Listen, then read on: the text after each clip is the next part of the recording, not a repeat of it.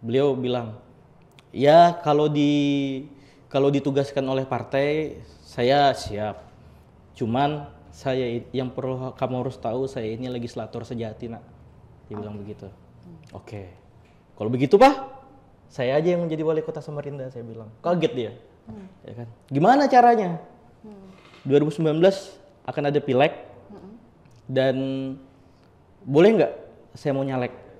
Mau nyalek di mana kamu? Di provinsi. Jadi atas inisiasi sendiri waktu itu? Atas inisiasi sendiri. Oke. Atas inisiasi sendiri. Oke. Jadi, wah serius kamu? Oke. Kalau kamu mau begitu, silahkan kamu daftar sendiri. Kamu urus berkas-berkasmu, ya kan?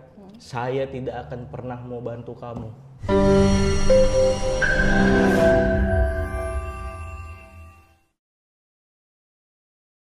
Ketika kita bicara tentang politik, ini memang sudah tidak asing lagi bagi masyarakat di Indonesia, khususnya di kota Samarinda. Dan ini tentu menjadi daya tarik tersendiri bagi mereka-mereka para kaum milenial atau para generasi muda. Jadi politik ini bukan hanya para senior-senior saja yang bermain, tetapi juga sekarang ini adalah saatnya para generasi milenial atau yang generasi muda untuk berperan di perpolitikan. Nah, di program Ngopi kali ini, Ngobrol Inspirasi, kita sudah kedatangan Mas Doni Romadoni ya, Mas Romadoni, anggota Komisi 3 DPRD Kaltim. Ya. Betul ya? Betul sekali. Nggak salah ya? Nggak salah. Apa kabar Mas Doni? Alhamdulillah. Mbak Lis sehat? Sehat, alhamdulillah. Semangat. Semua kawan-kawan sehat ya? Betul, sehat, subur, semangat ya, sejahtera. Sejahtera, amin. Masyarakatnya harus sejahtera, karena wakil rakyatnya juga sejahtera gitu. Jadi wakil rakyat harus bisa mensejahterakan rakyatnya. Ini nyinggung atau apa nih? Enggak sih, sebenarnya bukan menyinggung ya, tetapi itu harus dijalankan sebagai seorang wakil rakyat. Oke. Nggak sejahtera sih. Ya? Nggak sejahtera sih. Nggak sejahtera ya? Ya karena kan kita ini menjadi penyambung lidah masyarakat.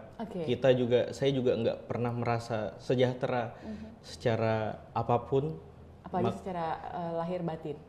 Ya, karena memang dari kecil memang ditimpa dan dibesarkan di lingkungan yang memang ya bukan dengan harta yang banyak.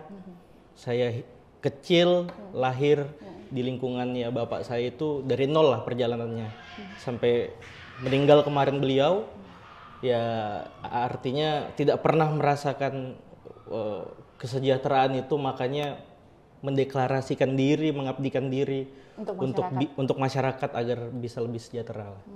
Wow, keren. Itu salah satu ide atau juga gagasan dari Mas Doni Romadoni Putra Pratama. Iya. Jadi Mas Doni ini putra dari almarhum Bapak Siswadi dulu ya? Betul. Oke, putra pertama. Sesuai namanya kan Putra Pratama. Betul. Ya kan? Iya. Romadoni lahir di bulan Ramadan. Putra anak laki-laki pertama. Anak pertama. Ya, Romadoni anak laki-laki pertama yang lahir di bulan Ramadan. Keren banget. Mumpung masih dalam suasana lebaran, minal aidin wal faizin. Betul. Mohon maaf lahir dan batin. Iya, mohon maaf lahir batin kalau ada salah, kalau ada hilaf. Dan juga kita harus mengucapkan selamat Hari Kartini. Oh iya, Hari Kartini hebat di seluruh Indonesia betul. Juga buat saya sendiri. Ibu sehat ya? Alhamdulillah sehat. Keluarga semua sehat. Sehat. Hari ini kegiatan apa Mas Dani? Nggak ada, mau persiapan biasa kan, kita lagi minggu-minggu perjalanan dinas ini. Kemarin saya kalau perjalanan dinas boleh ikut nggak? Nggak boleh, siapa kamu gitu. bukan. Nanti yang nanya istri, ya kan? Oh, kok iya. ikut? Enggak. Mau bikin liputan gitu. Iya, terus nanti mami juga bertanya. Iya, bertanya-tanya kan. Kok ada Mbak Alis? Iya. Aduh, kita udah lama banget memang nggak ketemu ya Mas Doni ya. Dari dulu loh. Iya, benar. Saya kenal Mbak Lis. Udah lama banget Mas. SMP apa ya? Mas Doni SMP ya? SMP. Waktu itu saya masih di Dewan ya? Iya. Kita mau flashback sedikit, 5 menit lah. Karena pertemuan kita itu bukan baru aja. Baru, benar. Udah 10 tahunan lebih ya? Iya benar, udah lama banget itu. Berdekade lah. Iya. Seharusnya bukan hanya berdekade tapi berkelanjutan. Iya. Oke, ini kita bicara tentang politik, Mas Doni. Okay. Jadi memang politik itu yang seperti tadi saya katakan bahwasanya bukan hanya para kaum senior yang menjalankan perpolitikan gitu, tapi sekarang ini politik itu lebih banyak diisi dengan para kaum muda, generasi milenial yang memang namanya juga politik itu memang harus regenerasi kan gitu. Karena tidak mungkin selamanya para senior yang harus duduk di wakil rakyat gitu ya, atau mungkin juga di pemerintahan. Tetapi kan juga para generasi muda ini akhirnya kemudian diberikan kesempatan untuk mereka supaya bisa berkarya, supaya bisa berbuat untuk masyarakat, khususnya untuk Mas Doni sendiri kan terpilih di 2024 ini di Basuki Rahmat ya, Mas Doni ya. Oke. Gimana perjalanannya sih Mas Doni sampai akhirnya kemudian memilih terjun ke dunia politik? Karena kan kita tahu dunia politik itu tidak serta-merta mulus, tidak serta-merta enak gitu. Kelihatannya aja enak, padahal nggak tahu aja gelombangnya di dalamnya gimana. Tsunami mungkin juga pernah ya. Mungkin ya, saya juga nggak tahu. Ini kan secara kasat mata saja. Ya, jadi kalau di politik sebenarnya seperti cerita awal saya. Jadi tadi saya sudah cerita soal saya hidup itu bukan dari kalangan yang bisa dibilang berduit lah. Mewah lah ya. Karena orang tua saya itu nggak pernah mengajarkan hal-hal kemewahan lah, nggak pernah. Nah makanya hidup hedon dan itu nggak boleh. Wakil rakyat terlihat hidup hedon itu nggak boleh loh. Tapi saya dari kecil diajarkan begitu, ya kan? Diajarkan hidup hedon? Tidak. Oh, enggak. Tidak pernah diajarkan. Maksudnya diajarkan hidup sederhana. Hidup sederhana. Makanya dari dulu, mulai dari ya saya kecil lah, semenjak bapak saya terpilih menjadi pimpinan di DPRD kota, itu saya melihat, saya bertanya-tanya sebenarnya, orang tua saya ini kerjanya apa sih, ya kan? Kok orang masyarakat itu datang, ya kan? Terus saya dengar Pak ada keluhan-keluhan, ya kan? Dan orang tua saya, bapak saya lihat dari waktu ke waktu bisa gitu kan, keluhan-keluhan dari masyarakat itu bisa dia tanggulangin, maupun itu dari kebijakan yang ada di dewan sendiri, maupun secara pribadinya dia membantu masyarakat. Nah di situ saya bertanya, apa sih kerjanya bapak saya ini? Dengar dari tetangga, dewan apa sih dewan? Dulu kan di SD kita kan belum diajarkan ya, apa itu eksekutif, legislatif dan lain-lain. Begitu masuk di SMP, ternyata saya paham. Oh ternyata bapak saya ini anggota dewan, anggota legislatif, ya kan? Nah dari situ saya belajar. Punya rasa kebanggaan nggak pada saat tahu bahwa sang ayah ini menjadi anggota dewan gitu? Enggak sih. Biasa aja karena memang dari dulu memang hidupnya dia ya begitu. Bersosial lah, jiwa sosialnya sangat tinggi lah. Makanya itu perlu saya akui. Jadi makanya saya melihat orang tua saya kerjanya seperti itu, dan saya juga nggak pernah bilang sama beliau, saya juga pengen begini nggak. Jadi ada pengen itu justru dari diri saya sendiri, karena melihat dia itu membantu orang, ya kan. Saya pengen, bukan kayak diajarkan, diarahkan sama beliau gitu, enggak. Jadi juga dengan. Tapi sama sekali pada saat lagi ngumpul gitu, obrolan tentang perpolitikan kepada anak-anaknya itu nggak ada. Nggak ada. Justru saya ini sering mungkin diajak ke temannya almarhum, misalkan anggota dewan juga. Saya dengar, mereka ngobrolin apa sih? Nah jadi di situ saya tertarik. Dia nggak pernah mengajarkan saya, tetapi secara tidak langsung dia itu juga ada ilmu yang didapat. Ada ilmu yang didapat gitu kan.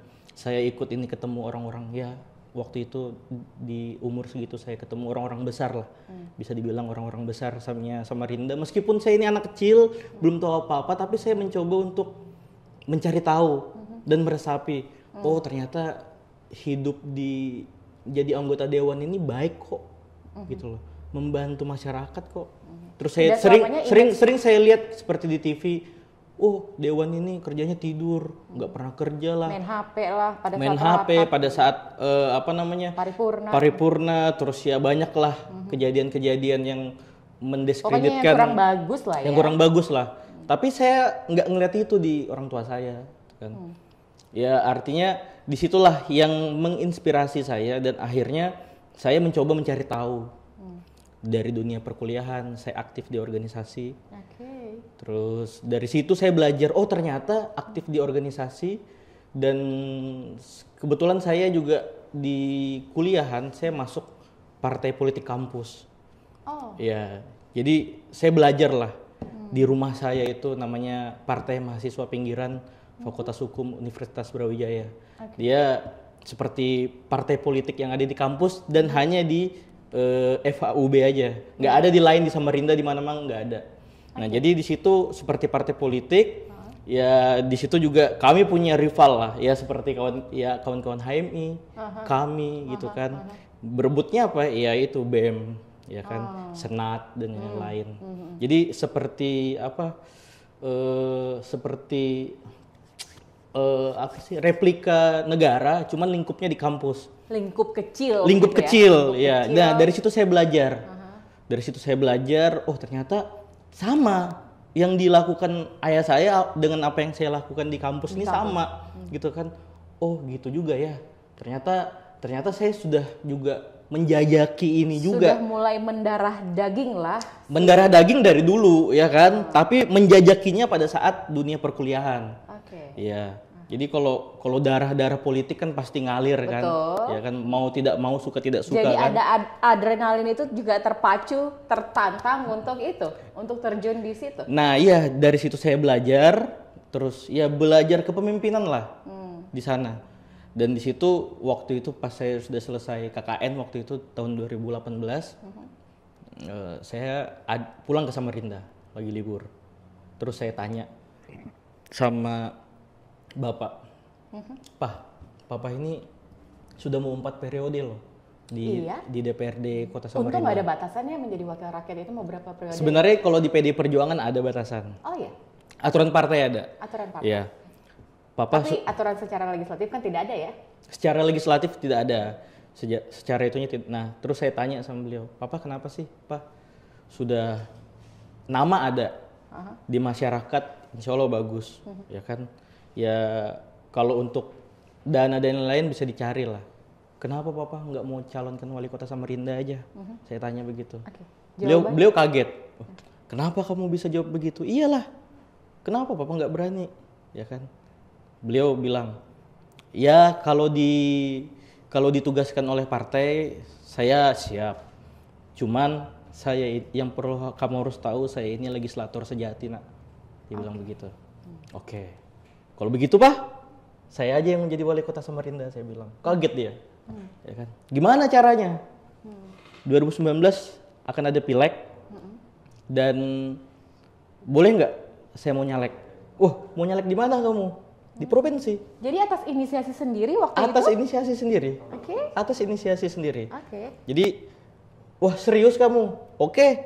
Kalau kamu mau begitu, silahkan kamu daftar sendiri. Kamu urus berkas-berkasmu, ya kan? Saya tidak akan pernah mau bantu kamu. Yang ada di kepala saya, masa sih? Ini kisah secara realnya ya. Real. Beda kisah yang ada di luaran sana gitu Mas Dodi ya. Real. Ya, jadi apa namanya? Yang ada di kepala saya itu bapakku loh, ketua DPC PDI Perjuangan Kota Samarinda, ya kan? Pimpinan dewan juga, ya kan? Masa sih aku nggak dibantu, ya kan? Paling kalau dapat nyalek provinsi nomor urutnya ya nggak nomor urut akhir lah, nomor urut 5, 4 atau 3 lah, ya kan? Di peringkat 1, 2, 3. Ya pokoknya nggak nomor sepatu lah, ya kan? Nah, kejauhan kalau nomor sepatu ya 42, 43 gitu. Ya, terus saya daftar lah di situ. Pada kaget semua saya daftar. Pada nelponin bapak. Itu serius Pak? Itu anaknya mau maju. Iya dia sendiri yang mau nyalek. Bapak bilang langsung begitu. Di partai yang sama warna merah? Iyalah. Oh iya. Tidak ada partai lain. Karena nggak boleh di PD Perjuangan bapak, anak, istri dalam satu keluarga beda partai, nggak boleh. Itu aturan di partai? Aturan partai. Oh, oke. Nah, pada kaget semua. Pada kaget, di situ saya pede lah. Nyerahkan berkas apa semua, daftar. Oke. Pas sudah pengumuman, pede saya. Masa anaknya ketua DPC PDI Perjuangan Samarinda nggak bisa. Dapat nomor-nomor akhir sih. Pas saya lihat pengumuman nomor 10 saya Mbak Lis. Ya. Kaget saya. Langsung saya itu marah saya telepon papa di jalan. Papa kenapa, Pak? Kan saya sudah bilang sama kamu, saya tidak akan pernah mau bantu kamu. Kalau kamu ini kan kemauan kamu. Kalau kamu nggak jadi, pulang kamu sana ke Malang, lanjutkan kuliahmu sana. Malu kamu ada di Samarinda. Kalau kamu nggak serius sama omonganmu dan kamu nggak mau kerja, itu yang akan kamu dapatkan. Dia bilang begitu. Saya tes lah. Akhirnya masa-masa sosialisasi saya tes. Ya kan, itu saya tes beliau.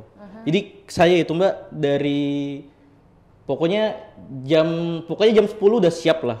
Pagi sampai malam udah siap untuk sosialisasi lah. Kebetulan sepupu saya Arga. Dengan waktu berapa lama sosialisasi itu? Kita dulu lama ya. Ada sekitar 6 bulan. 6 bulan ya? 6 bulan dulu kan. Tapi kita startnya sudah Sebelum hampir 1 tahun. Jadi sepupu saya kebetulan Arga mencalonkan juga, tapi dia di DPRD Kota Dapil Sungai Kunjang.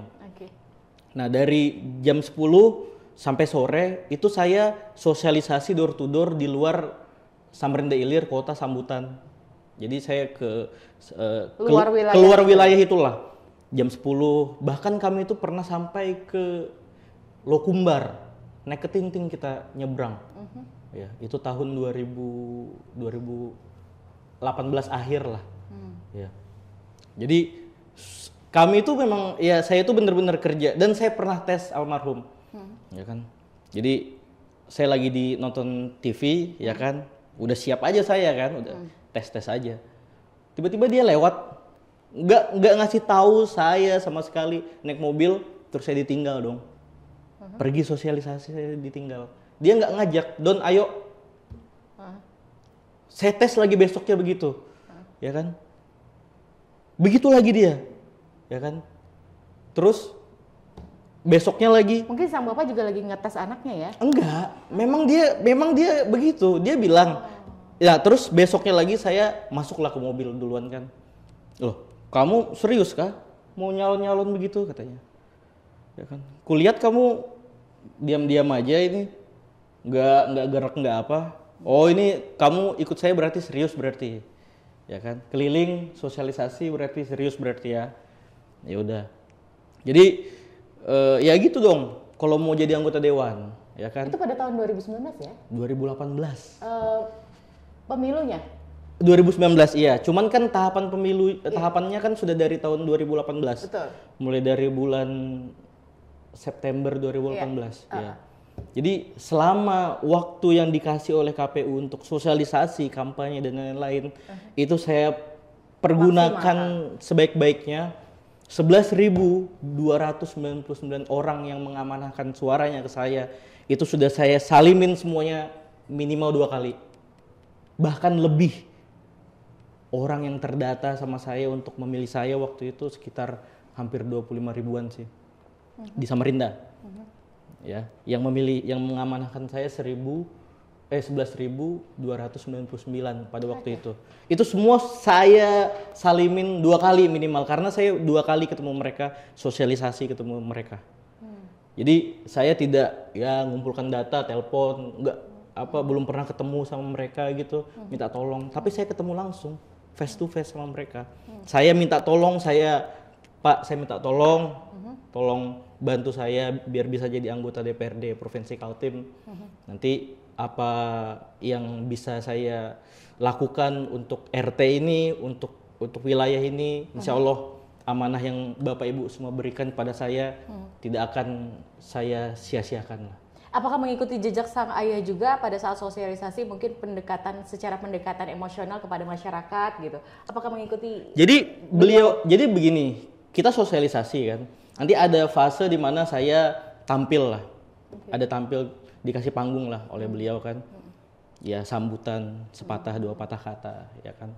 Itu beliau nggak mengajarkan saya, nggak pernah mengajarkan saya. Tetapi ya yang saya dapat dari kampus ya kan. Itu yang kemudian diimplementasikan pada saat sosialisasi ya? Iya. Banyak salahnya juga dulu saya. Banyak, saya masih kacau lah dulu lah. Tapi kan memang manusia tempatnya salah ya? Iya, masih ya sampai sekarang pun masih kacau lah ya kan untuk berbicara dan yang lain. Jadi beliau itu ketika kita sudah pulang, jadi beliau begini, kamu salah ya kan, ngomongnya jangan begini ya, kamu kelihatan pembualan kalau kayak gitu. Dia begitu ngomong sama saya. Ya kan, jadi dia langsung to the point ya kan, masyarakat itu nggak boleh kamu ngomong A, B, C, apalagi ada bahasa misalkan. Kalau kamu memang basicnya dulu sama-sama teman-teman kampus, kamu bilang di hadapan masyarakat kalian, terus ketika kamu berhadapan dengan masyarakat kamu bilangin kalian ini, itu nggak sopan, nggak boleh begitu. Nah hal-hal yang begitu loh dia meluruskan, ya. Dan dari situ saya belajar loh, oh ternyata begini ya. Dan tahun 2019 itu belum banyak Mbak Lis, belum banyak. Mungkin ada keluarga politisi aja ya yang nyalek dan lain-lain. Nggak sebanyak 2024 inilah. Sampai di 2024 ini nanti kita akan bahas lagi karena kita memang harus istirahat dulu. Oke. Kasihan nanti Mas Doni ngomong terus haus kan? Karena sudah disediain nih kopinya ini ya dari Escafe. Jadi kita harus jeda dulu 1 menit. Tarik nafas dulu karena cerita tentang perpolitikannya Mas Doni. Seru. Iya, seru banget ya kan? Ngobrol sama Mbak Lis seru. Oh iya. Tentunya di sini ngobrol inspirasi. Akhirnya nanti kita lanjut lagi dan tetaplah bersama kami ya. Oke.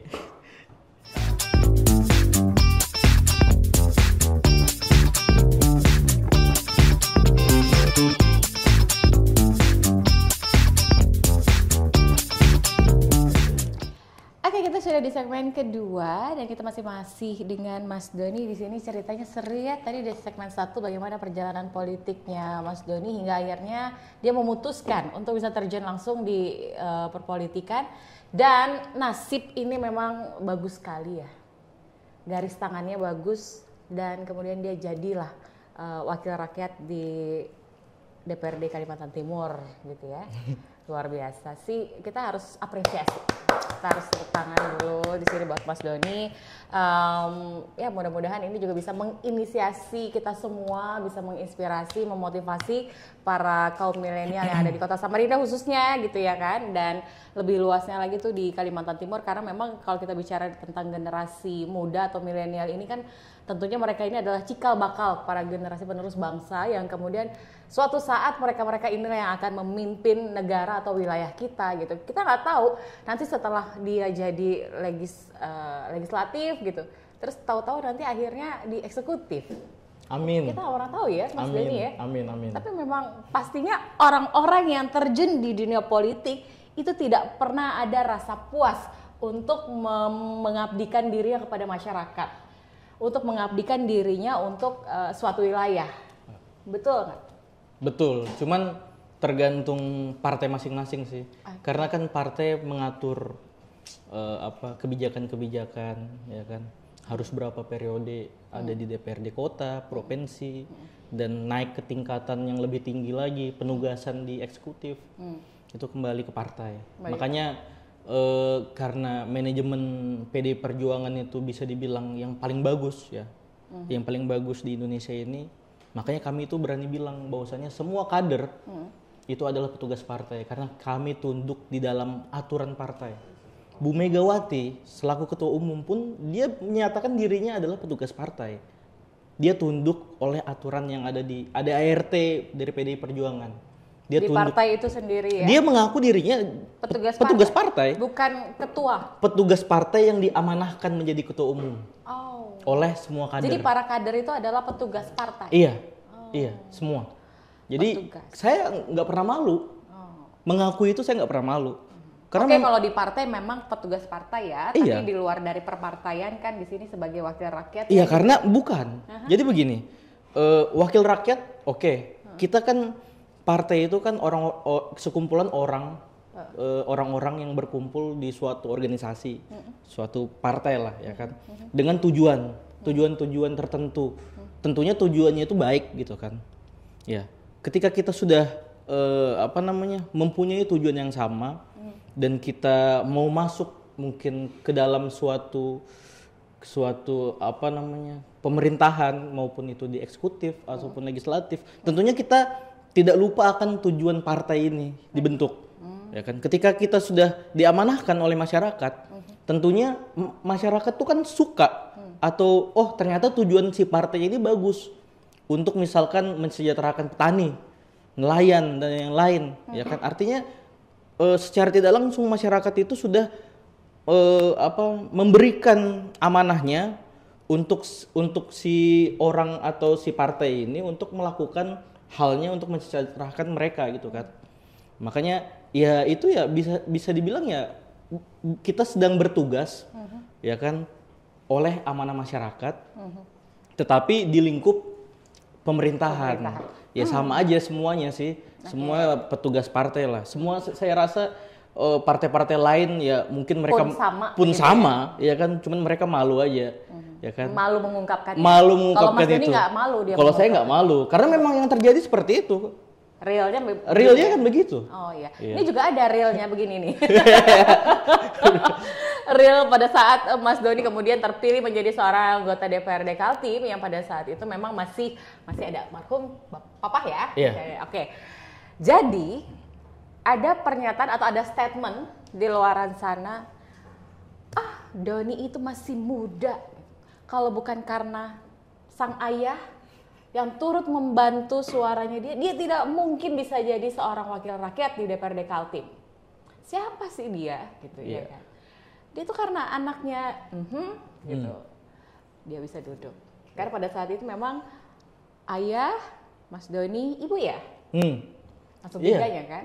Iya, ibu CRI, saya provinsi dan jadi itu kemudian Bapak menjadi perhatian orang-orang gitu ya, publik. Sorotan, ada yang sorotannya tajam kayak mata elang gitu ya kan, ada juga yang biasa aja gitu ya, itu juga lumrah terjadi lah di mana-mana. Dan kemudian itu menjadi pembahasan di luar sana. Dia bisa apa sih Doni ini? Mas Doni bisa apa sih Mas? Bisa perjalanan dinas aja ya Mas Doni. Anggota dewan kan perjalanan dinas. Saya mau dong jadi anggota dewan. Perjalanan dinasnya saya kejar. Iya. Gimana Mas? Statement tersebut menanggapinya pada saat itu dan mungkin juga sampai dengan sekarang. Mungkin kalau sekarang sudah kelar ya. Tapi mungkin kalau sekarang ini adalah statement yang sekarang nanti ditanggapin ya Mas Doni ya. Jadi ada 2 statement ya Mas ya. Kalau sekarang apa? Kalau yang dulu itu, kalau yang sekarang tuh kan udah nggak ada apa-apanya, jadi dia majunya di kota. Langsung turun itu elektabilitasnya langsung ke kota, bukan lagi di Kaltim. Karena nggak mungkin dia bisa maju di Kaltim sudah tidak ada campur tangan dari sang ayah. Iya. Itu pernyataan orang-orang di luar sana. Oke, ada 2 pernyataan ya. Jadi bagaimana menanggapi komentar-komentar yang ini memang juga memacu adrenalin sebenarnya. Enggak juga sih. Memacu kecerdasan emosional, bagaimana menanggapi itu secara positif. Oh iya. Iya kan? Iya. Kalau teradrenalin ya enggak ya, biasa lah. Enggak ya? Iya, nggak biasa. Terpancing emosi enggak? Enggak pernah saya. Atau karena sial. karena begini Mbak. 2019 mungkin boleh aja tempat ini mungkin saya jadikan wadah untuk meluruskan hal-hal yang tidak benar lah. Betul. Cuman saya nggak pernah sebelumnya langsung aja diluruskan gitu ya. Langsung tersedia 3 kamera jadi langsung. Cuman saya nggak pernah sih bilang ini ini baru nih ya kan, baru di podcast ini. Jadi meskipun saya sudah menjelaskan di segmen tadi panjang lebar, orang nggak akan mungkin percaya Mbak. Betul. Ya kan? Karena saya itu waktu itu dulu masih 22 tahun, masih ya bisa dibilang sangat muda lah untuk terjun di dunia politik. Betul. Dan di tingkatan. Dan itu paling muda ya? Dan anggota dewan paling muda pada saat itu? 2019? Iya. Itu menjadi sebenarnya Mbak, yang kemudaan itu yang menjadi beban saya. Karena saya ini Mbak 22 tahun sudah jadi anggota DPRD Provinsi Kaltim. Betul. Terus amanah masyarakat itu nggak main-main loh, ya kan? Makanya saya itu nggak pernah mau cari tahu. Orang bilang pada saat euforianya kan waktu itu kan, termuda nih, ya kan, bisa apa nih, ya kan? Nah saya itu malah justru fokus bagaimana caranya saya ini pengen sebenarnya di dewan ini kita ini kerjanya tuh bagaimana sih? Saya lihat lah senior itu, oh ngomong begini. Oh rapat begini. Saya pantengin tuh. Ya, ya kan? belajar dulu gitu ya. Belajar dulu. nih ya. Dan untungnya orang-orang di sekarang ini, rekan-rekan saya di DPRD Provinsi Kaltim itu mereka nggak pelit ilmu gitu kan. Dan saya masih selalu ingin cari tahu terus ya kan. Dan itu berat gitu Mbak bagi saya. Ada apa namanya, embel-embel termuda itu nggak main-main loh, ya kan? Iya. Bisa apa gitu kan? Iya. Akhirnya menimbulkan stigma di masyarakat. Wah kalau bukan anaknya si Swadi nih, Iya. siapa gitu kan? Betul. Nah makanya itulah yang sebenarnya memotivasi saya untuk akhirnya ya seperti yang terpotong tadi Mbak. Akhirnya tujuan saya itu satu Mbak, saya mau jadi wali kota Samarinda. Wow. Kan- Tepuk tangan dong. Nah. Jadi Keren. makanya kan saya ngomong tadi obrolan saya dengan almarhum. Kalau begitu saya aja Pak yang jadi wali kota Samarinda. Bagaimana caranya? Saya mau nyalek dulu di provinsi. Kalau saya jadi, saya ingin menunjukkan apa kinerja saya. Elektabilitas saya sebagai seorang wakil rakyat gitu Kinerja saya, ya kan, kinerja saya di masyarakat bagaimana, penilaian masyarakat bagaimana. Dan ternyata setelah saya jajaki di provinsi, ya kan, ternyata lingkup provinsi ini lebih luas, gitu kan. Karena seluruh kabupaten kota. Iya, yang kita tanganin, gitu kan. Jadi ya kalau untuk misalkan ada kunjungan pansus dan yang lain, itu jarang terjadi di Samarinda. Jadi di Samarinda itu ya kalau kami di Komisi 3 ya lebih ke gedung-gedung proyek-proyek yang lagi dibangun sekarang, rumah sakit dan yang lain lah, ya kan. Ada kendala atau apa tidak, ya kan. Jalan-jalan provinsi yang tidak menyentuh jalan-jalan gang itu nggak bisa Mbak, gitu kan. Makanya lingkupnya tuh justru di provinsi itu lebih luas, ya kan. Saya nggak bisa fokus untuk. Jadi kalau untuk Samarinda kita fokusnya itu di memperjuangkan bantuan keuangan dari APBD Kaltim aja untuk Kota Samarinda. Gitu loh. Dan saya pun tidak, meskipun saya dapil Samarinda, saya juga beberapa kali kok kita semua lah membantu kabupaten lain, ya kan, memperjuangkan bantuan keuangannya mereka biar nggak ketinggalan lah, nggak Samarinda aja lah. Karena saya ini meskipun dapil Samarinda, reses di Samarinda, apa semua di Samarinda memang milik Samarinda, tetapi ketika saya diberi embel-embel DPRD Kaltim, ke Kaltim Mbak. Orang yang berKTP Kaltim itu patut saya perjuangkan meskipun dia mau minta tolong apakah secara personal, secara pribadi, secara anggaran dan yang lain gitu loh. Justru lebih luas gitu kan. Nah, dan pas momennya ketika tahun 2024 kemarin itu ada PDI Perjuangan Kota Samarinda itu melihat ada kekosongan di dapil yang ditinggalkan oleh almarhum. Jadi mereka itu survei, ya kan, bahwasanya kalau sudah nggak ada almarhum ini warning nih kursi di dapil sana, ya kan. Terus dilihat perolehan suara ibu saya waktu di DPR RI dia dapat itu 29.000. Untuk Samarinda dia dapat 19.000, ya kan. Perumpamaannya itu ketika ambil setengahnya aja, ya kan, dari 19.000 itu masih ada chance untuk bisa duduk, ya kan. Makanya saya ditugaskan untuk mengisi kekosongan di dapil, karena suara saya di dapil itu tinggi Mbak, sekitar 8.000-an. Di dapil 1 itu dari Samarinda Ilir, Kota Sambutan waktu 2019 kemarin, 8.000-an.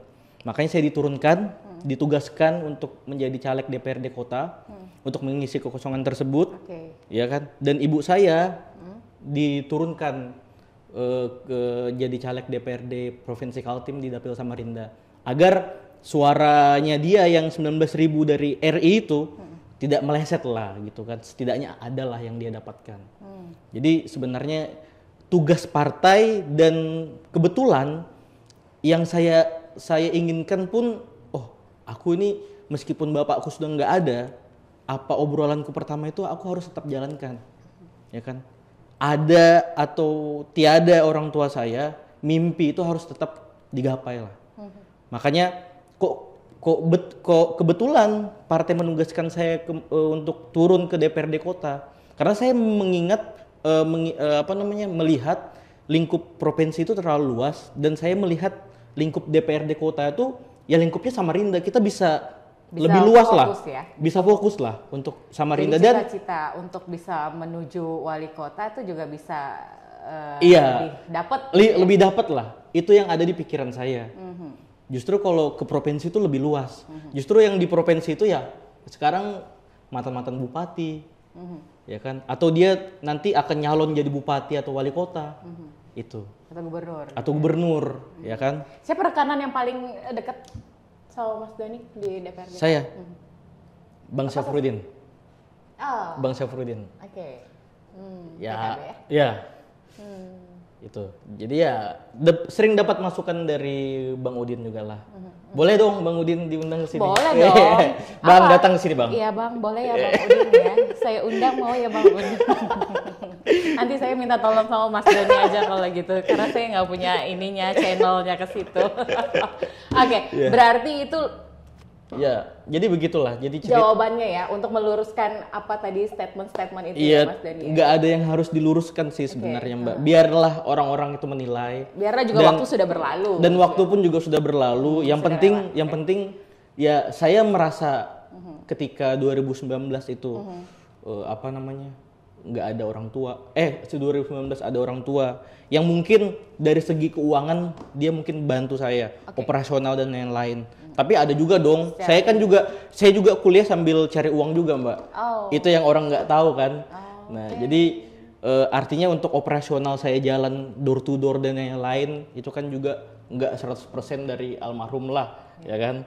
Saya juga pernah waktu itu, Pak, ini saya bisa sakit kepala ini saya ada dana nih, Pak, ini saya mungkin ya mau beli kartu nama atau apa. Berapa? Enggak usah, saya ada. Wah, pembualan kamu.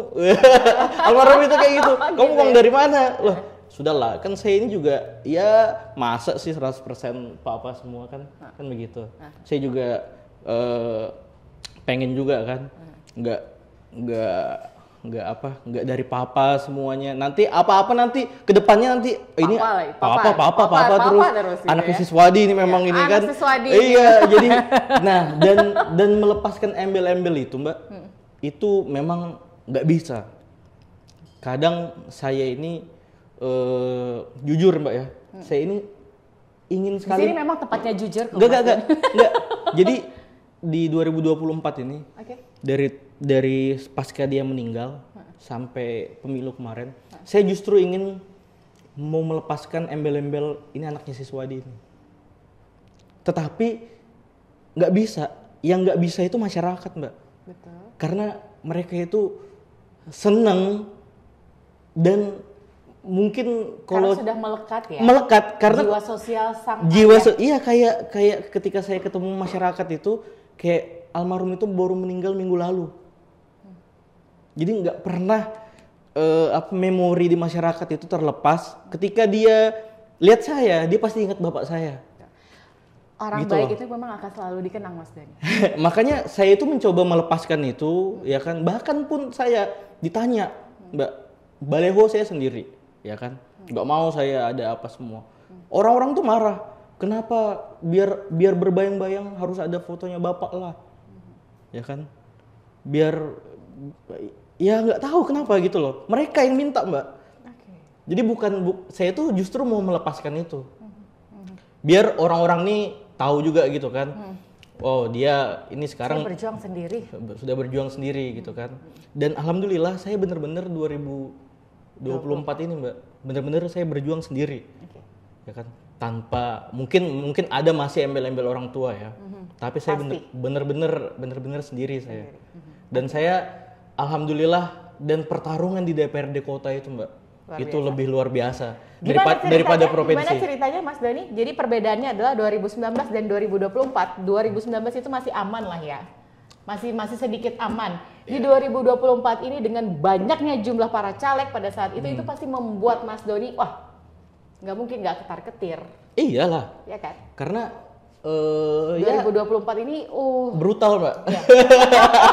Orang berani jor-joran banyak. Semua orang bilang pemilu 2024 itu pemilu yang brutal.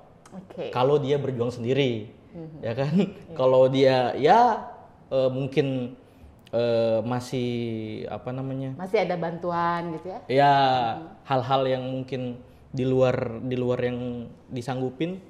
Kalau saya benar-benar sendiri, Mbak. Keluarga, ya kan? Masih ada keluarga.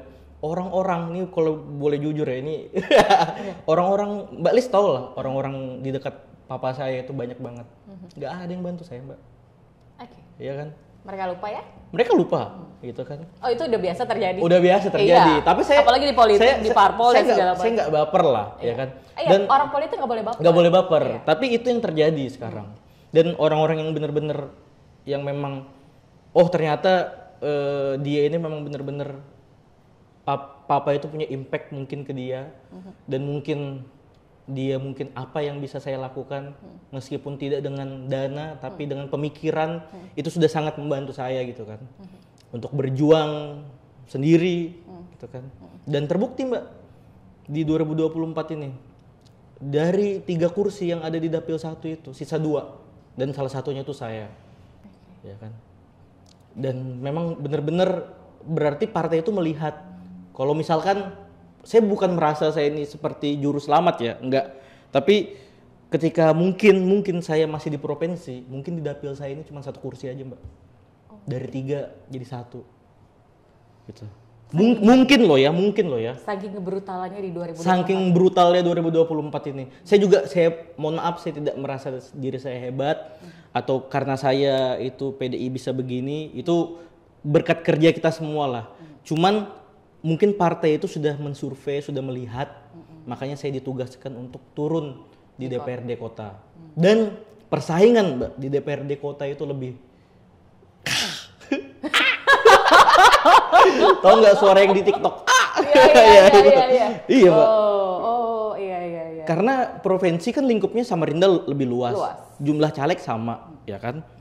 Terus kalau di DPRD kota itu lebih kecil. Ya kan? Lebih kecil. Dan mungkin kalau bisa dilempar ini gitu ya. Enggak lah. lebih kecil dan tapi kan aman, suara kan sudah aman, terus sudah terpilih, akhirnya nanti September ya? September apa November pelantikan? Masih simpang siur sih. September apa November apa? Oh, masih simpang siur. Iya, masih simpang biasa siur. Memang begitu-begitu selalu simpang siur ya. Simpang 4.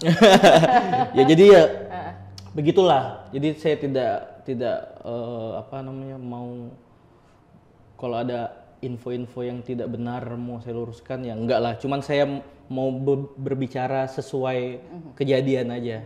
Apa yang ada dan yang terjadi ya bukan memang ada begitu. Bukan ada apa-apanya. Justru yang ngomong mungkin ada apa-apanya. Ya itu Mbak. Oke, kita harus jeda lagi karena takutnya nanti makin banyak tuh statement-statement yang ada apa-apa. Tapi terjawab nggak? Terjawab. Oh iya oke. Aman lah itu. Pokoknya 2024 ini aman gitu ya. Dari DPRD Kaltim, kota, abis itu nanti 2029 calon wali kota. Amin. Saya tahu saingannya siapa nanti. Oke, kita harus jeda dulu. Silakan diminum ya. Oke. Tetap bersama kami.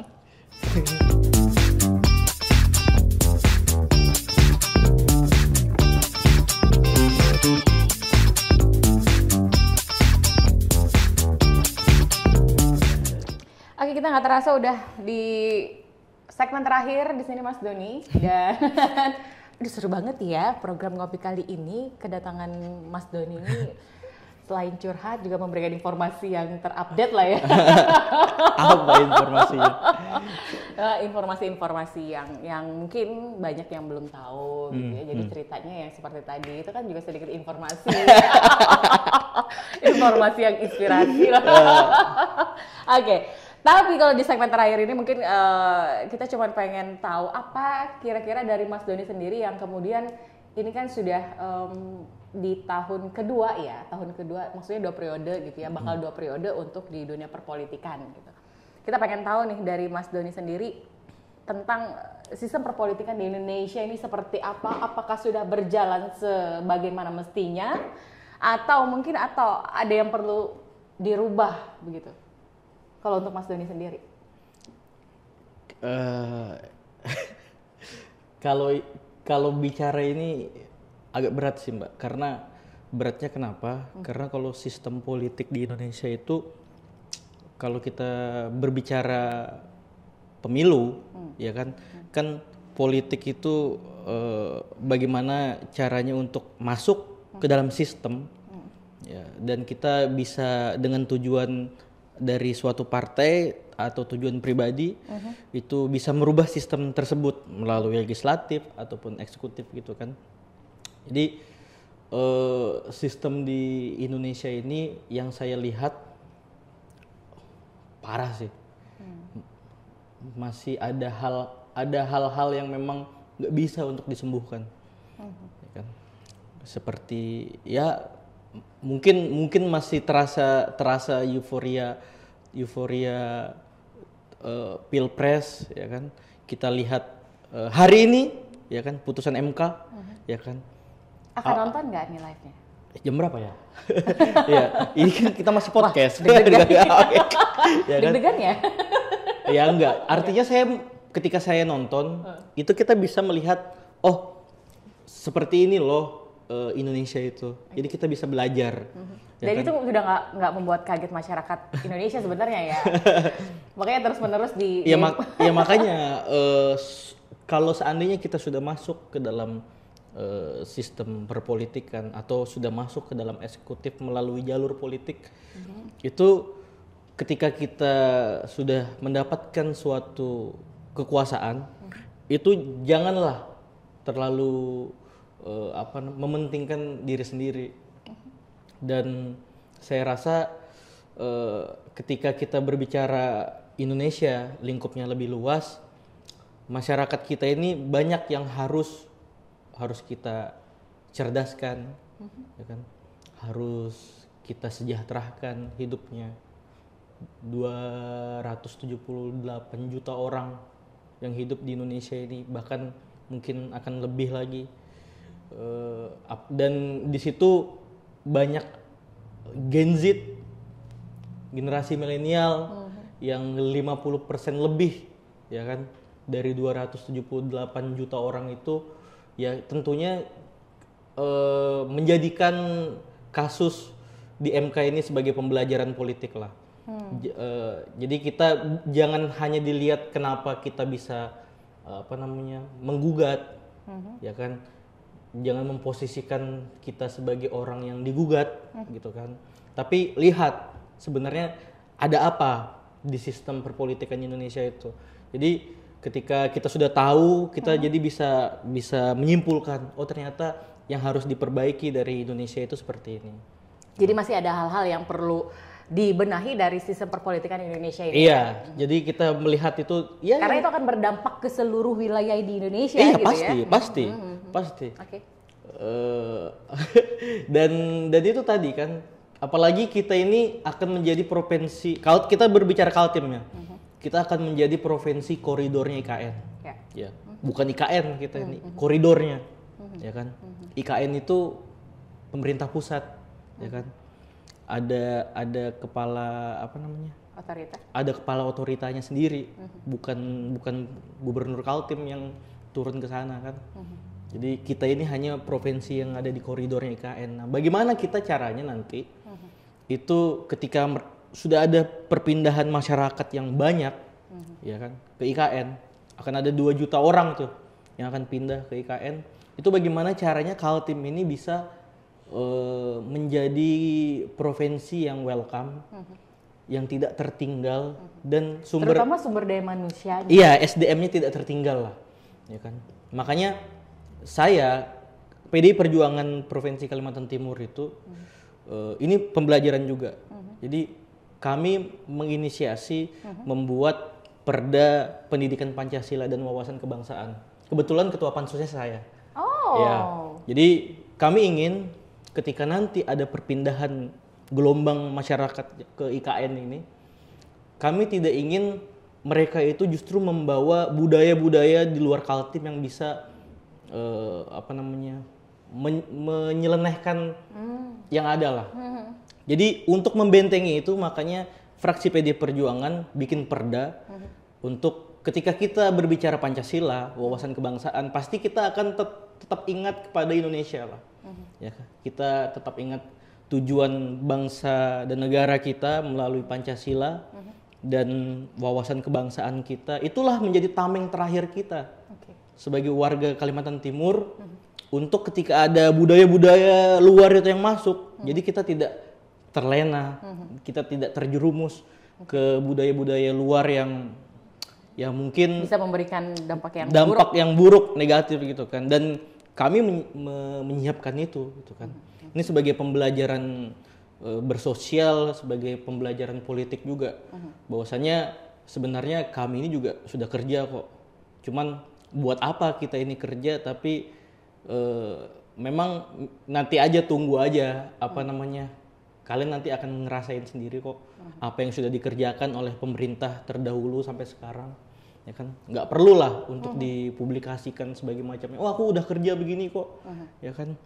Ya. Dan di DPRD Kaltim pun kalau pembelajaran politiknya orang-orang itu kita dibuka ruang seluas-luasnya untuk menyampaikan aspirasi melalui rapat paripurna dan yang lain. Jadi di DPRD Kaltim itu sebagai, ya alhamdulillah saya sudah merasakan satu periode dan pembelajaran di sana cukup banyak yang sudah saya pelajari.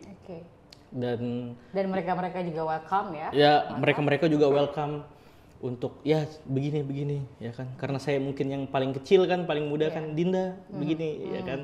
Siap Kanda. Iya. Gitu. Ya begitulah. Tapi ya saya dikasih tahu, saya nggak orang yang kayak enggak kok gini, enggak. Saya iya. Bagaimanapun kita sebagai orang baru tetap harus menghormati. Iya, karena para senior bukan langsung dan lantas ingin mendahului mereka gitu. Iyalah. Kita nggak boleh kelajuan sih katanya. Tapi kan kalau saya kan nggak kelajuannya. Nggak boleh. Nggak, kalau saya nggak kelajuan kan. Namanya politik itu kita harus smooth gitu. Iya. Ya begitu. Berjalannya smooth gitu ya kan. Ya makanya di Kaltim tuh ya itu tadi. Ya kita harus hidup di koridor IKN itu bagaimana sih? Jangan sampai kita ya seperti, kalau kita bisa lihat ya DKI Jakarta, ya kan? Kita berbicara Provinsi Banten, ya. Yang kaya di Provinsi Banten itu hanya yang di koridor DKI saja, seperti Tangerang Selatan, Kota Tangerang, ya kan. Tapi ketika kita mulai masuk ke dalam wilayah Banten secara keseluruhan, ya nggak ada jauh bedanya sama sekarang Kaltim. Kalau kita pergi, mohon maaf ya, seperti jalan kita seperti ke ke Kubar yang masih diperbaiki dan yang lain, gitu kan. Ya jangan sampai kita itu begitu. Kita harus menyiapkan infrastruktur yang layak lah, sehingga untuk wilayah ini gitu ya. Iya, sehingga tidak hanya terjadi di koridor IKN saja, tetapi secara luas. Dari Berau sampai Makam Ulu sampai Kabupaten Pasir. Infrastruktur yang baik gitu infrastruktur yang baik. Itu untuk masyarakat sebenarnya. Iya, makanya ketika pemerintah pusat membuat jalan nasional, Provinsi Kaltim juga membuat jalan provinsi, gitu kan. Jadi ada alternatif, ya kan. Dan kondisi jalan nasional juga begitu, kita juga harus membuka ruang. Untuk bagaimana caranya masyarakat Kaltim ini bisa merasakan lah. Betul. Ya, seperti BBM susah ya, sekarang ini. Kelangkaan gas LPG. Iya, dan itu saya selalu menyuarakan, Mbak. Di dalam rapat paripurna itu saya selalu menyuarakan. Bahkan yang lebih ekstrim lagi. Isi hati saya dong, Mas Doni. Bahkan yang lebih ekstrim lagi, saya menyuarakan seperti ini. Pernah saya interupsi seperti ini. Kalau bisa, PJ Gubernur itu buatlah aturan, buat perda yang mana kan BBM itu kuotanya, Mbak, itu dikasih sesuai kendaraan yang beredar di Kalimantan Timur. Seandainya misalkan Kalimantan Timur ini ada 1.000 kendaraan plat KT, ya kan? Nah, kuotanya itu ya untuk 1.000 plat KT itu. Nah, sedangkan plat di luar KT ini ada 500, ya kan? Dan dia belinya pertalite. Ya kan? Ya antri lah. Iya. ya kan? Sampai dengan sekarang. Sampai sekarang, ya. Kalau kita ya, apalagi nanti ini Pak Isran, ya kan? Kalau Pian, kalau saya boleh kasih saran, kalau Pian mau betul-betul Kaltim ini bujur-bujur berdaulat, ya kan? Buatlah perda Pak Isran, ya kan? Jangan sampai buatlah perda yang isinya mobil-mobil di luar plat KT itu minimal mereka itu beli Pertamax. Iya. Atau Pertamax turbo sekalian. Jangan mereka itu beli solar. Dexlite lah. Jangan iya, belinya Dexlite atau Pertamina Dex lah, Iya. ya kan? Mahal kayak dikit gitu. Nah, jadi yang BBM bersubsidi itu harus berplat KT aja. Jadi kita tidak kekurangan kuota. Iya. Sehingga tidak menyebabkan antrian yang begitu panjang, itu juga solusi. kemacetan gitu ya. Solusi. Kan? Iya, betul. Dan itu cukup apa ya? Cukup ekstrim lah saya sampaikan itu kan. Saya sampai diketawain loh ngomong begitu sama anggota dewan sendiri.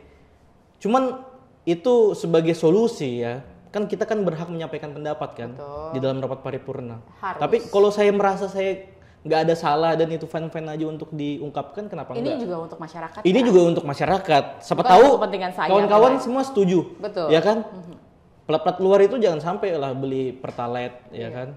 Yang subsidinya buat masyarakat Kaltim lah. Itu Pak Isran itu lebih berdaulat itu untuk warga Kaltim. Kita ini Untuk calon gubernur selanjutnya. ya kan visinya Pak Isran kan Kaltim berdaulat, ya kan? Itu lebih fair lah. Iya. Lebih adil lah untuk masyarakat Kaltim. Oke, baik Mas Doni. Karena memang waktu kita sudah habis ya Mas Doni ya. Bagaimana nanti kalau selanjutnya kita undang lagi Mas Doni? Boleh. Bahas yang lain lah, bahas yang lain ya Iya, kita iya. ya. Boleh ya? Iya. Asal tidak mengganggu waktu dan jadwal kegiatannya di Iya. dewan gitu ya Mas Doni. Berkabar aja. Berkabar. Nanti saya Bang Arga, tolong Bang Arga waktunya dikosongkan. enggak gitulah kalau saya lah. Oh, enggak ya gitu ya. Iya. Enggak pernah lah gitu. Mbak Alis kan tahu kan. Oh, iya. Bapak juga dulu ditemuin juga gampang. Iya, karena memang kemarin katanya mau ada kegiatan ini, terus habis itu ada sospred, Iya, sosbang ya. iya. Jadi bisanya hari Senin. Oh iya, Iya. kalau Oke. kita langsung jadwalkan di hari Siap. Senin saja. Oke, terima kasih Bang Doni. Siap.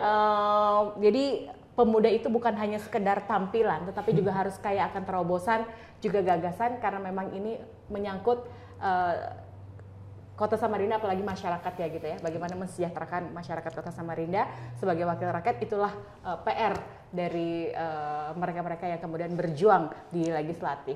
Oke, sukses selalu ya Mas Doni. Terima kasih, sukses juga Mbak Lis. Amin. Mudah-mudahan kita bisa bertemu lagi. Amin. Waktunya juga diluangkan Amin. untuk di program Ngopi Ngobrol Ya, Inspirasi. sehat Saya selalu. Indarti, sampai jumpa.